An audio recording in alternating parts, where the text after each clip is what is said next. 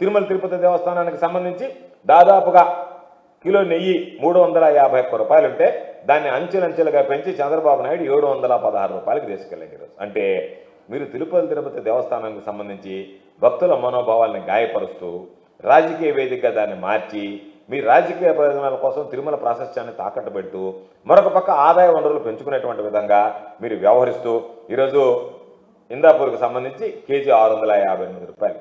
సంఘం dairy Bata rate ఇచ్చాడు, 600 రూపాయలు ఇస్తే బాగుంటుందని 599 రూపాయలు కేజీ. కేఎంఎఫ్ 716 రూపాయలు కేజీ. అంటే 351 నుంచి 716 రూపాయలకి ఈరోజు కేజీ నెయ్యి చంద్రబాబు నాయుడు, అంటే చంద్రబాబు నాయుడు దేవుడు సొత్తు దోచుకోవడానికి కూడా ఈరోజు వెనకాడడం లేదు. ధైర్యంగా అందుకే చెప్పాం, చంద్రబాబు నాయుడికి భక్తి లేదు, భయం లేదు. చంద్రబాబు నాయుడు ఉండడంలా వెంకటేశ్వర స్వామి బలమైనటువంటి సెంటిమెంట్ కాబట్టి ఆ సెంటిమెంట్ని రాజకీయంగా ఏ విధంగా వాడుకోవాలనేటువంటి ఆలోచన.